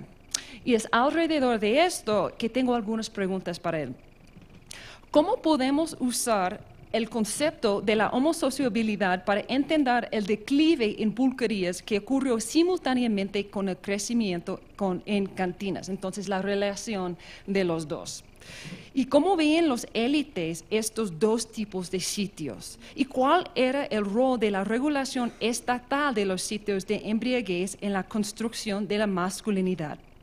Y estoy pensando un poco aquí en el libro de Catherine Bliss sobre la regulación de prostitución y cómo el Estado usaba regulación para crear jerarquías de feminidad en este contexto. Entonces estoy preguntando más o menos cómo crea el Estado jerarquías de masculinidad por la regulación de estos sitios de homosociabilidad. Y también en eso tenemos que empezar, de que tú estás hablando de tipos alternativos de masculinidad, pero no es que solamente son diferentes, son desiguales. Entonces, ¿cómo hablamos de eso? Igualmente, ¿por qué es tan significativa o distinta la afirmación de los ideales de la masculinidad en las cantinas en comparación con otros sitios? Y estoy pensando en el contexto del DF a principios del siglo XX, donde para muchos hombres la vida del trabajo y de la casa, y tú hablas un poco de eso, pero quería oír más, la vida del trabajo y de la casa tal vez no reflejaban o mejor no los dejaban realizar los ideales masculinos construidos por la sociedad, los ideales más aceptables. En un mundo donde vivían las humillaciones del trabajo y de la pobreza y de la incapacidad de sostener el hogar y la familia, ¿cuál fue el rol de las cantinas en permitir que los hombres exploraran ideales de la masculinidad normalmente inaccesibles en práctica? La próxima. Ana Lidia García Peña se interesa en el individualismo, o mejor dicho, en el enlace entre el divorcio moderno y el proceso de individuación. A la base de su presentación es la idea de que el divorcio era mucho más común y por eso importante al principio del siglo XX que antes reconocido por académicos. Es basada en una literatura muy amplia y en datos nuevos, que me gustó mucho estos datos que produciste en el proceso de hacer esta investigación. Ella presenta una nueva interpretación sobre el divorcio. Lo más sugestivo es su interpretación del divorcio moderno como una reflexión de la reorganización de relaciones sociales que acompañaba los cambios capitalistas durante esta época, incluyendo la llegada de extranjeros. Lo que me gustó es que para los extranjeros no fue divorce tourism, el turismo de divorcio que oímos antes de eso, ellos estaban aquí, viviendo aquí, y por eso tienen una influencia en eso. Ella reconoce el papel importante de los hábitos cotidianos en la construcción del Estado moderno y de una economía capitalista. Igualmente, su exploración de las causas del divorcio y cómo cambiaron después del 1917 es completamente novedosa. Otros académicos, por ejemplo, la historiadora Stephanie Smith, ya han reconocido el crecimiento en demanda de divorcio de los hombres después del 1917. Pero usando un modelo de individuación, García Peña nos hace ver cómo el contexto de los cambios capitalistas impulsaba una nueva ola de legislación basada en la libertad civil y que dio nuevas oportunidades a los hombres para salir del matrimonio. Está visto usualmente por cambios políticos, pero tú estás viéndolo en la intersección de las influencias económicas y políticas. Es muy innovador por eso. En eso ella nos hace prestar atención a las tensiones entre el individualismo y las ideas tradicionales del matrimonio, y también cómo el liberalismo depende ideológicamente y a la vez revela las contradicciones en práctica en el binario público-privado.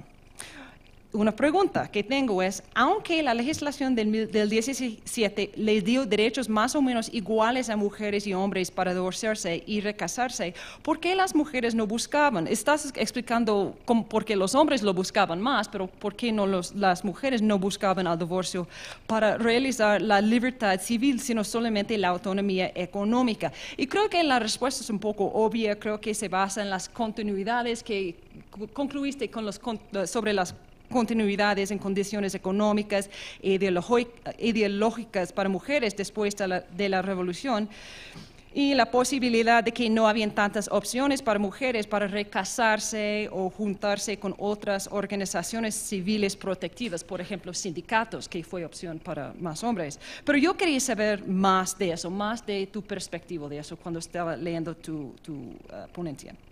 Además, ¿cómo podemos definir el proceso de divorciarse con intento inmediato de recasarse como individuación?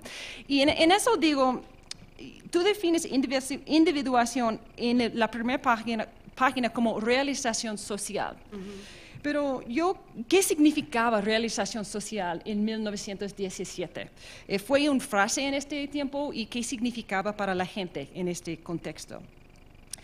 Finalmente, sí, el desorden de la revolución y el clima de individualismo de esta época hizo posible nueva legislación sobre divorcio, y sí había más divorcio. Pero ¿por qué escribieron los revolucionarios legislación nueva sobre divorcio y la familia en general, específicamente durante la revolución? Y dijiste en la presentación de que es la primera vez que estás hablando de eso, entonces entiendo, pero es muy preliminario lo que estás diciendo, y yo creo que vale la pena desarrollar este punto más y investigarlo más, porque es importante para entender. El enfoque en divorcio y familia refleja una ansiedad del 17. ¿Y por qué había esa ansiedad en este tiempo? José Alberto Moreno Chávez explora el declive en el rol del sacerdote como ejemplo de moralidad y comportamiento, especialmente como modelo de la masculinidad ante los impulsos liberales y en el contexto de secularización a finales del siglo XIX. Su conclusión, que dice que la Iglesia promovió la creación del caballero católico en respuesta, es muy compleja y sugestiva. Pero cuando ponemos la investigación de Moreno al lado de las de Pulido y García Peña, que podemos ver sus contribuciones mutuales a las interpretaciones del conflicto entre el individualismo y el corporativismo al finales del siglo XIX y XX. Entre ellas podemos ver la importancia del control del cuerpo masculino y su sexualidad en este conflicto. Con Pulido y García Peña son los derechos sexuales individuales, visto en sus actitudes a mujeres en las cantinas y por el divorcio, y su importancia en la construcción de masculinidad, que aparecen como más y más importante en estas décadas. Las cantinas y el divorcio en sus nuevas manifestaciones en estos años provienen la oportunidad de demostrar y practicar nuevos tipos de masculinidad y sexualidad individual, incluyendo versiones de la masculinidad normativa basadas en el ejercicio de la sexualidad individual no conectada a hogar, a iglesia, honor u otras instituciones. En este contexto, regresando a Moreno, para la Iglesia el desafío de la secularización fue aún peor por ideas predominantes sobre la sexualidad sospechosa de los sacerdotes, ambos el celibato y la sexualidad desviada. Frente a un Estado liberal, el sacerdote, la cara de la Iglesia y de las relaciones corporativas, era incapaz de actuar o de ser concebida como individual y por eso como masculino. Y si actúa así, fue visto como amoral. Ambos, no ser individual o ser individual pero amoral, eran vistos por las élites liberales como antiprogresista, antimoderno y antiliberal, con la capacidad de destruir la sociedad y la familia. Entonces, como tú dices, la Iglesia creó el caballero católico, el nuevo sacerdote moderno, disciplinado, profesional y aún patriótico. basado en estos ideales individuales. Unas preguntas. ¿Puedes enfatizar más esta distinción entre la masculinidad liberal y la masculinidad del caballero católico? Lo mencionas al fin de tu investigación, tu papel, pero quiero oír más de esta distinción. ¿Qué fue y más que eso, más que solamente la distinción, qué fue la influencia de esta construcción católica de masculinidad? ¿Cómo difundió? Qué amplia era la influencia. Los élites porfirianos podían reconocer los modales aristocráticos de Plancarte y la Bastida de que hablaste en el papel y cómo influían su identidad como caballero católico. ¿Puedes decir más sobre el rol de clase en la construcción del caballero católico? ¿Fue este rechazo de la vulgaridad de otros sacerdotes una reflexión de cambios que existían solamente dentro de la iglesia o de la sociedad en general? Y a diferencia de los otros ponentes, Oliva López Sánchez presta atención no tanto a las condiciones sociales de esta época, pero a las influencias científicas, médicas y filosóficas globales que en vez de impulsar cambio en las relaciones sociales como los otros demuestran, justificaban continuidades en ideas y prácticas sobre las mujeres y el género durante este periodo de cambio significativo. Y en esto ella demuestra la manera en cual el género podía naturalizar diferencia y desigualdad continua antes la nueva legislación, antes nuevos sitios públicos y aún el nuevo rol de la Iglesia. Junto con los otros, y por su interpretación de filósofos y científicos desde Platón hasta Darwin, ella demuestra la persistencia de ideas sobre género basados en justificaciones biológicas y fisiológicas. Y en esto López Sánchez nos hace ver los fundamentos intelectuales atrás de los binarios de género que son tan centrales en los argumentos de los otros ponentes. Y nos explica la construcción social del cuerpo femenino como entidad biológica. Aún más sugestivo es la manera en que ella demuestra los orígenes históricos, sociales y culturales de las emociones. Emociones en su ponencia parecen como procesos sociales, no algo natural. Y eso puede tener una gran influencia como los historiadores hacen historia. Y por eso, y tal vez esta pregunta no es justa para ti, pero le voy a preguntar, es ¿cómo podemos usar estas nuevas ideas sobre los orígenes biológicos de diferencia y sobre emociones entre mujeres y hombres para entender este tiempo, este contexto histórico? Quiero oír más o menos, quiero oír cómo aplicas lo que tienes aquí en tu ponencia al contexto mexicano. ¿Cómo puede cambiar o afirmar lo que ya sabemos de este contexto? Y con eso voy a terminar.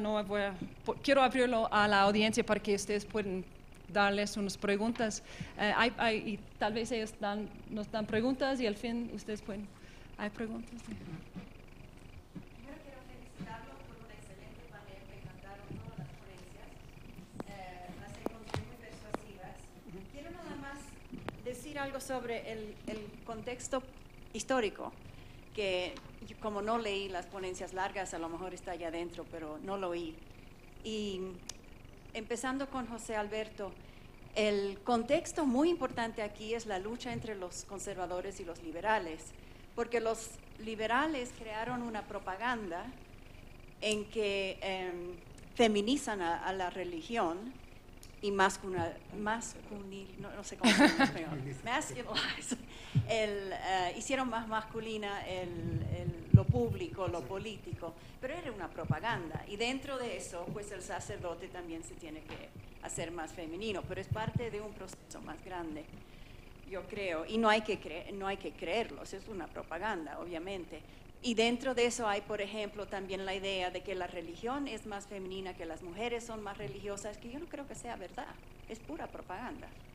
Que los hombres son más racionales, menos emotivos, y que viene exactamente con lo que tú estás diciendo, es parte de esa propaganda también para decir somos mejores los liberales que los conservadores. Así que creo que eso sería el contexto histórico que yo quisiera ver un poco más en estas ponencias. Y también con lo de Oliva, Es una época en que están avanzando las ideas de la libertad, de la igualdad. Entonces los hombres tienen que inventar una nueva excusa para controlar a las mujeres. Ya no es la excusa que yo oigo a finales del 18, o en las 7 partidas, de la debilidad y flaqueza de la mujer, de que ella es menos racional y más emotiva, es algo nuevo, más sentimental. Así que es una nueva excusa. Y para Ana Lidia, a lo mejor la política anticlerical tiene mucho que ver con por qué en este momento, porque el ir del divorcio, que no era divorcio sino separación nada más, hasta el 17, es una discusión que ya se había hecho, como tú has dicho, desde los años 60. Era un debate enorme en los años 80, cuando se hizo el nuevo Código Civil. Así que no es una idea nueva, pero se pudo hacer como parte de ese momento tan anticlerical en que la pugna con la iglesia es tan grande. Así que ese sería parte del contexto histórico.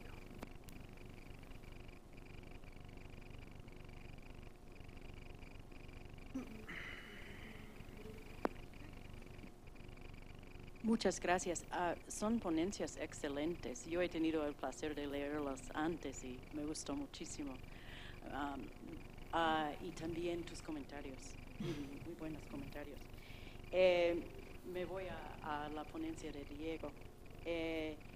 Es interesante la pregunta que tienes, que en este momento tal vez la casa y el trabajo son espacios que no aprecian suficientemente el hombre y prefiere la cantina. Y me acuerdo de una historia de Chicago.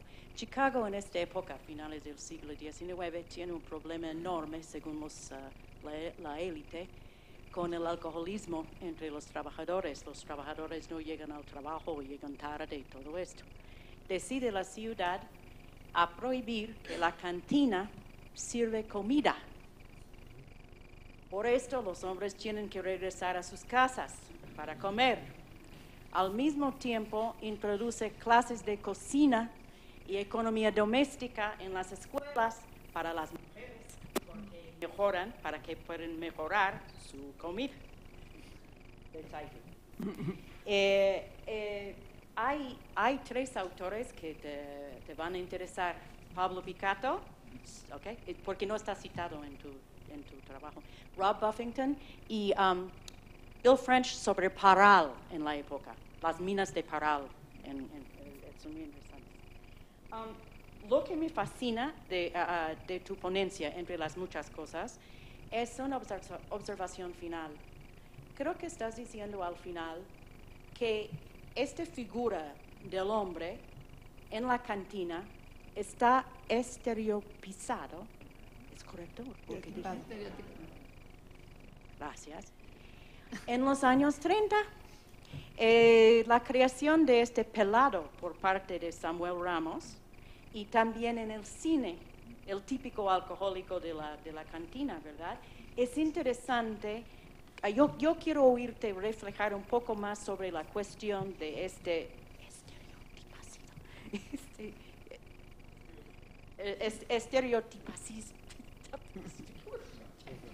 Ok, sí entiendes, ¿verdad? En relación a los datos sobre lo que pasa que tú has encontrado. Muchas gracias. Gracias. Antes que nada, felicidades a los 5. Fue una mesa fascinante, aprendí mucho.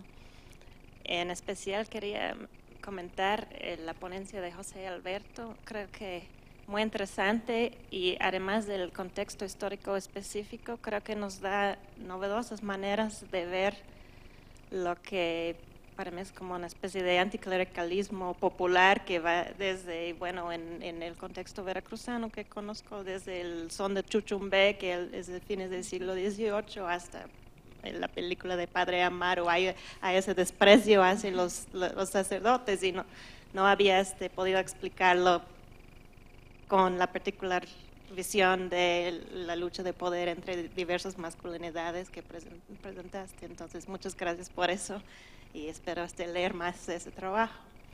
También en la ponencia de Diego me gusta porque llena en la temporalidad histórica llena como un vacío entre lo que son las pulperías de la colonia, que creo que es una palabra que todavía se usa durante la independencia y luego se reemplaza por las cantinas, pero todavía no estamos en la época de las cantinas tipo José Alfredo Jiménez, ¿no? Entonces estamos antes de la construcción de esos estereotipos de que habla Merkel, de la cultura de la cantina asociada con los machos de Jalisco, con el tequila, con el mariachi, todo eso. Entonces me dio curiosidad, quería preguntar así muy empíricamente qué están tomando en esas cantinas, tanto de barrio como de élites. Imagino que hay diferencia entre bebidas importadas, las costumbres de ese momento y también el ambiente musical, ya que estamos hablando de un periodo un poco antes del bolero y de la canción ranchera. Gracias.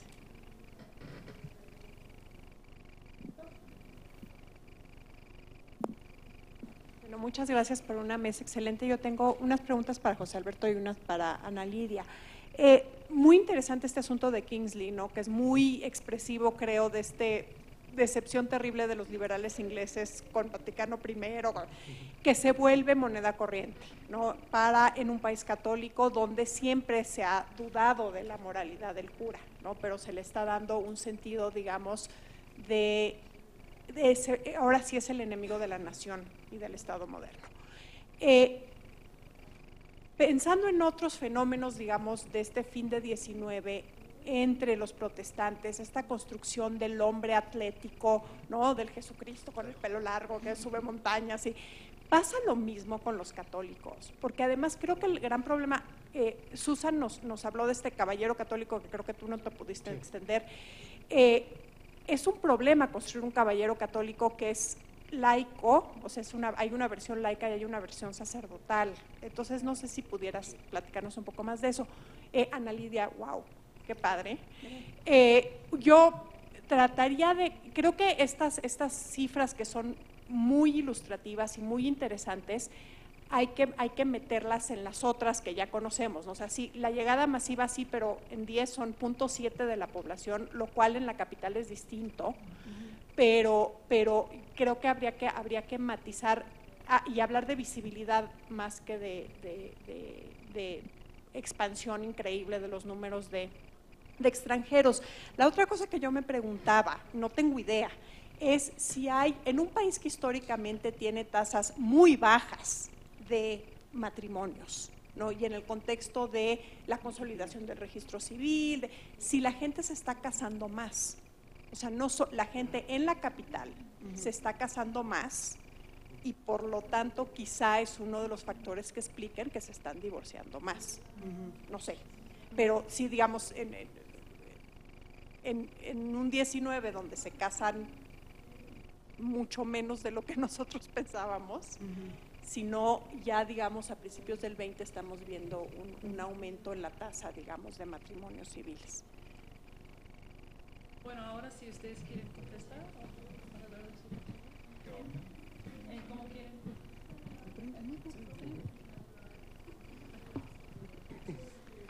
Bueno, pues muchas gracias por sus comentarios. La lectura de Susan también me gustó. Voy a ser breve, entonces no sé si vaya a lograr contestar todas las preguntas y sobre todo en el detalle. Con respecto a las observaciones que hacía Susan y digamos, enfatizar más esta diferencia entre, o incorporar más lo de clase y etnicidad, que digamos serían un poco intercambiables en el contexto que estoy viendo yo. Sí pensaría no pensaría, digamos, en una jerarquización por el Estado, sino que es un proceso más complejo en el asunto, esta diversificación del consumo incluso, para lo cual no hay suficientes estudios, por una parte. Por otro lado, una diferencia crucial que además desmitifica un poco la idea de que las pulquerías, al menos en este periodo, tenían un jacal para hombres y otro para mujeres, es bastante posterior eso en cuanto a las pulquerías.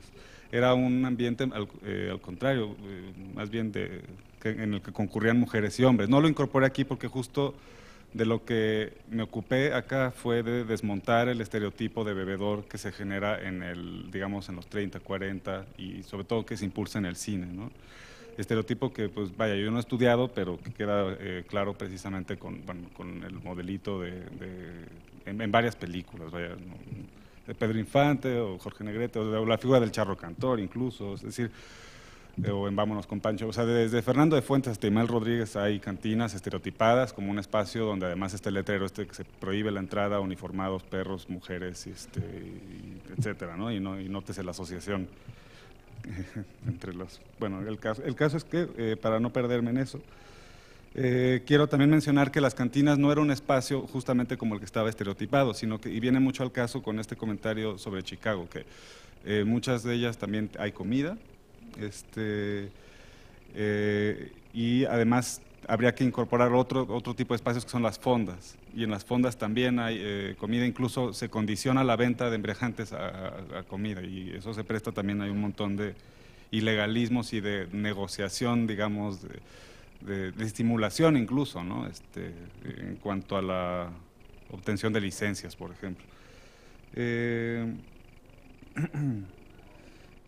Esto nos lleva también a contextualizar precisamente las condiciones de vivienda y las condiciones de trabajo, ¿no? Que en realidad también es otra cosa que, digamos, daría al traste con ese estereotipo de que en la cantina el hombre encuentra un refugio. En realidad la cantina es un espacio bastante multifuncional para este periodo, y la vivienda, pues sobre todo la popular, pues eso sí está estudiado y sabemos que las condiciones eran, digamos, no era una condición de vivienda, y menos la popular, que posibilitara el estereotipo, por ejemplo, del hombre que cuida a la familia, etcétera, ¿no? Es decir, no va por ahí, y creo que eso habría que tenerlo bien en cuenta. ¿Qué otra cosa? Bueno, también no quería que se confundiera este asunto de que si las cantinas sustituyen a las pulquerías, tal vez ni siquiera competían en algún momento, es decir, se complementaban, y las cantinas de barrio, sobre todo estos despachos pequeñitos, eran, pues digamos, no la sustituyen, sino que, quiero decir, en un expediente puedes encontrar que las declaraciones te hablan de, digamos, una itinerancia etílica, ¿no? De los sujetos que pueden ir, estábamos en la cantina y luego nos fuimos a la pulquería y luego regresamos a la fonda y así, ¿no? Es decir, yo creo que eso tendría que ver con un proceso incluso posterior y bueno, y lo de la historia de la decadencia del pulque, y eso es otra cosa. Luego el dato muy puntual sobre qué se bebía, bueno, en las que son de, digamos, en las que se presumen como bares, ¿no? O salón, ¿no? El Salón Bach, es decir, la Gran Sociedad, etcétera. En estos, incluso lo que presumían era esta experiencia cosmopolita y de vender tragos compuestos, ¿no? Cócteles, pues, ¿no? Bueno, cerveza, obviamente. Y en las de expendios populares, más bien había, muchas veces tenían, o lo hacían medio clandestinamente, pero destilaban sus propios, digamos, vinos y licores. Pero había chinguirito, por ejemplo, también, que era un aguardiente muy barato. Se mezclaba también con hojas de infusión, así como tés, y pues vaya, no quiero robar tiempo a las demás respuestas que también llevan su tiempo. Pero gracias por los comentarios.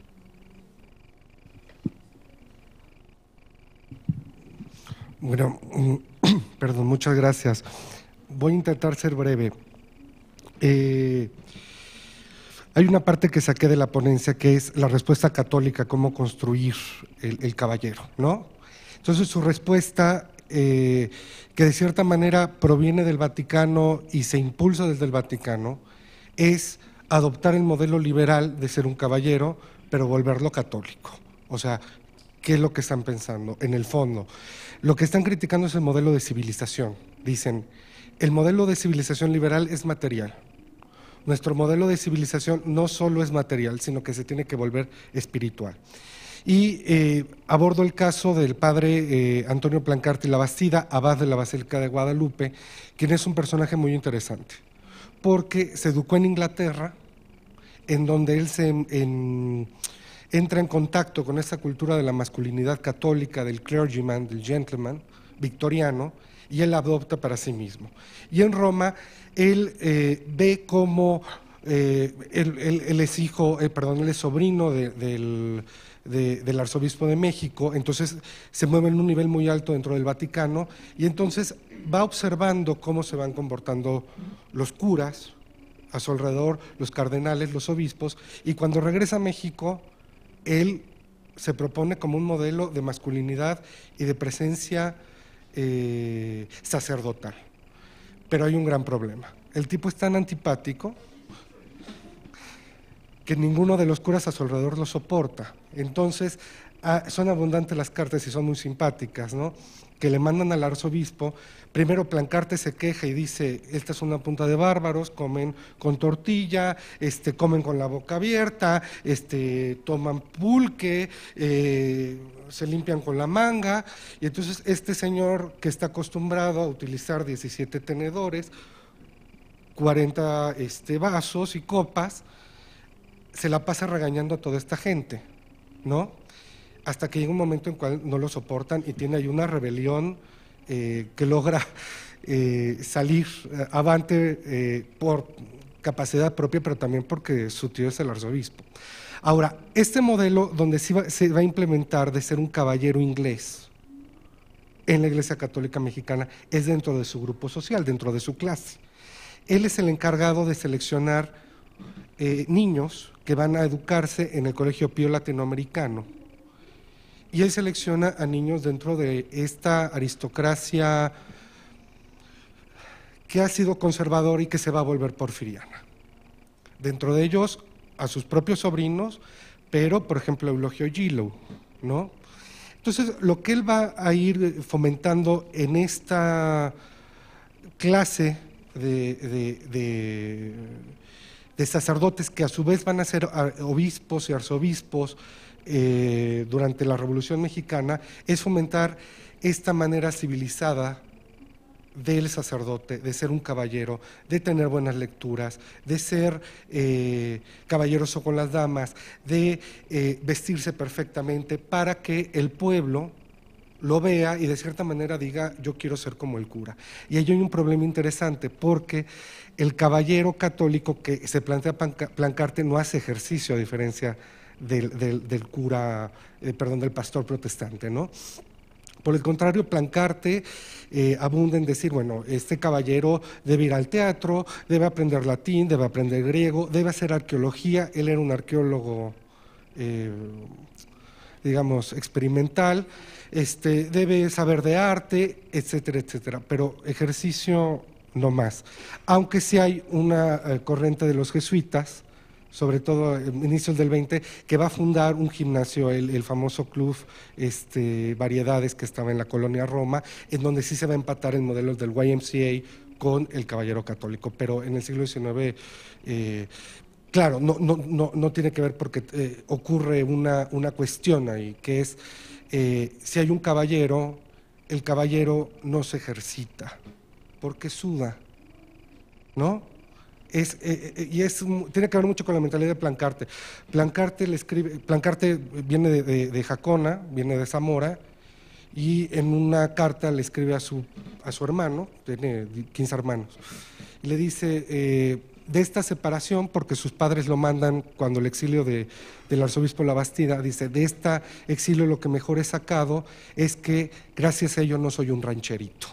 Entonces, esta imagen también, la civilización con el caballero frente a este rancherito lépero incivilizado, ¿no? Entonces es un conflicto de civilización.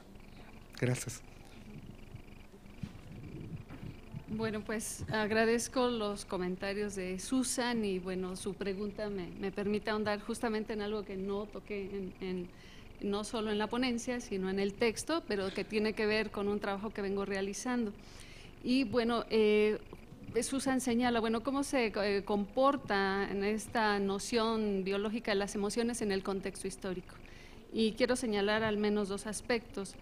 Primero, que esta noción de las emociones como una condición natural, en efecto fueron recibidos, no sé si llamarlo de buen grado, por las mujeres o ciertas mujeres, y quiero mencionar a todo este grupo de mujeres intelectuales de los primeros años del siglo XX, quienes dirigían y escribían en la prensa femenina, y ellas asumían efectivamente esta noción de emocionalidad como su rasgo característico y constitutivo, pero lo más interesante que ha resultado para mí es que justamente las emociones se convirtieron en estrategias femeninas de negociación de las mujeres en el espacio público. Eso es fundamental. Tengo por ahí algún trabajo publicado donde analizo esa situación, y es que un ejemplo, Lauriana Wright, una connotada maestra filósofa mexicana, elabora discursos impresionantes en torno a destacar cómo la emocionalidad debe ser una parte complementaria del desarrollo capitalista. O sea, no es posible un desarrollo del capitalismo sin un acompañamiento de ciertos principios y valores. Y es ahí donde ellas, como Columba Rivera, de las primeras médicas, Guadalupe Regules, todas estas mujeres pensadoras, que muchas de ellas también eran hijas de protestantes, hijas de protestantes militares exjuaristas, pues justamente están impulsando esta participación. A mí me parece que son unas estrategias muy inteligentes, o sea, profundamente inteligentes. He revisado cantidad de trabajos escritos por historiadoras en torno a la prensa mexicana, pero cuando entro justamente con lo que yo llamo un análisis en clave de emociones, encuentro otra interpretación a los textos, y ha sido para mí maravillosa, y es que también a veces se ha victimizado la participación de las mujeres, y cuando veo cómo esta estrategia emocional como una fuente de negociación, es que ellas eran verdaderamente inteligentes y se pusieron al mismo nivel que los varones para negociar sus espacios. Les cuestionaban, por ejemplo, las altas muertes en las guerras, les cuestionaban la depredación, les cuestionaban toda esta, a lo mejor no era el caballero que tú mencionas, pero sí este hombre guerrero que salía a pelear, y entonces ellas tenían que aportar la parte del espiritual para conservar, digamos, un equilibrio, y eso ha sido fundamental.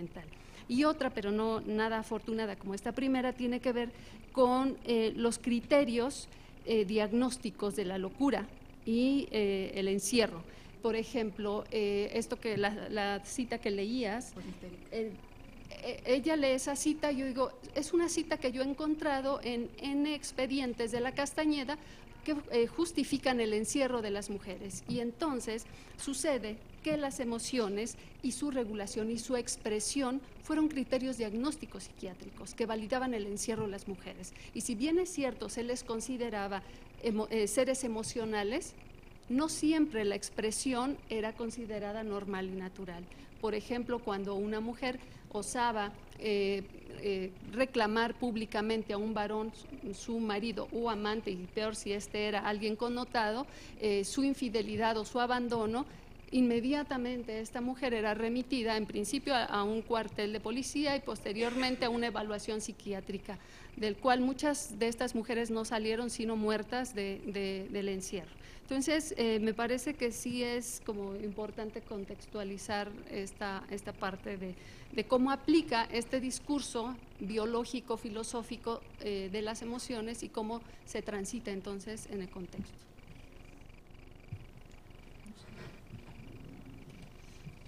Gracias por las preguntas, por tu lectura tan delicada y profunda. Me gustó mucho. Hay varias cosas que quisiera comentar. En primera, la ley del 17 no es una ley que iguale los derechos entre las mujeres y los hombres. Al contrario, mantiene flagrantes diferencias muy semejantes a la del 84, donde se va a modificar las diferencias tan radicales, va a ser hasta el Código Civil del 28. De hecho, el movimiento feminista va a demandar esa reforma constantemente, ¿no?, que se consigue en el Código del 28. En el 17 se sigue manteniendo un esquema bastante conservador a como se mantenía en el 19, excepto porque introduce el divorcio como total, ¿no? La pregunta que me haces, Susan, sobre cómo la individuación se va a relacionar con el volverse a casar, creo que los hombres están mucho más acostumbrados a asumir su sexualidad, no así las mujeres, ¿no? Sus deseos, sus prácticas. El adulterio masculino es permitido desde mucho tiempo atrás, justificado también. El adulterio femenino es reprimido. Perdón, ¿qué dije? El adulterio masculino es permitido, el femenino es mucho más reprimido. Entonces, el decir me quiero volver a casar es como un acto para mí de individuación muy importante que creo que todavía las mujeres no están listas para asumirlo. De hecho, me llamó la atención que los propios hombres lo oculten. El propio Félix Pallavicini, que yo creo que él es el creador de la ley del divorcio, es mi hipótesis, él en sus autobiografías nunca menciona que usó la ley que él mismo promovió, o sea, incluso pudo haberla hecho como un promotor, ¿no? La ley que él mismo promovió nunca va a mencionar que se vuelve a casar, lo oculta profundamente. Eduardo Pallares, que también se va a divorciar, lo oculta profundamente. Pareciera que es algo que les asusta mucho todavía. Entonces, aunque están más preparados para volverse a casar, en el discurso público es algo que lo mantienen totalmente oculto, ¿no? ¿Por qué la legislación en la fase armada? Yo creo que porque era la única forma en la que podía pasar, no ante un Congreso dividido o polémico como le pasó siempre a Benito Juárez, ¿no? Yo creo que en ese momento, cuando el grupo carrancista hace la ley del divorcio en diciembre del 14, es como el momento en el que está en hecatombe el país y más fácilmente pasa esta ley y no causó ningún tipo de discusión importante en ese momento. Lo de la política anticlerical de la Ley de Relaciones Familiares me hace un poco de ruido porque, digamos, la reforma juarista del 59 sí es claramente anticlerical y va dirigida contra la Iglesia, a restarle poder a la Iglesia. Creo el divorcio civil, porque creo el matrimonio civil y te quito a ti, Iglesia, la jurisdicción que tienes sobre esto. La reforma carrancista y la Ley de Relaciones Familiares no hace mención, en las justificaciones no hace mención explícita a la Iglesia. Donde más se van a engolosinar en justificarla es en cuestiones de modernidad, ¿no? De asemejarnos a las primeras potencias del mundo. No hablan tanto de lo anticlerical. Además, el grupo carrancista no es un grupo directamente anticlerical, por lo menos en el 17, es hasta que se constituye constituyentes, donde surgen grupos mucho más anticlericales que lo que fue antes el grupo carrancista. En la ponencia extensa sí pongo cifras más a detalle de los extranjeros, ¿no? Obviamente que aquí, como eran 15 minutos, es así, lo esencial nada más, un poquito lo preciso. Y la pregunta de si la gente se está casando más, pues yo usé las estadísticas sociales del porfiriato y yo obviamente me centro mucho más en el matrimonio civil. Habría que comparar obviamente con el matrimonio religioso, que es una práctica muy distinta. Lo que conozco yo es que la gente no es así como un incremento constante al matrimonio, sino que se casan a veces en algunos años más y en otros vuelve a descender. Son como curvas que suben y bajan. Cuando cruzas tú la curva civil-religiosa es interesante porque cuando sube el civil, baja el religioso. Cuando sube el religioso, baja el civil. Entonces son comportamientos como más aleatorios, ¿no? Van cambiando constantemente, pero bueno, sí lo voy a precisar y muchas gracias por sus comentarios. Bueno, pues creo que la alta calidad de las respuestas indica la alta calidad de las ponencias aquí hoy, entonces les agradezco a todos aquí para hacer tan buena preparación y tan buenas investigaciones. Ahora creo que vamos a terminar ahora, pero les quiero invitar a la mesa de conclusiones del coloquio, que va a empezar en unos minutos aquí al lado, empezando, dice a la 1, pero ya estamos a la 1, entonces en unos minutos. Gracias por venir.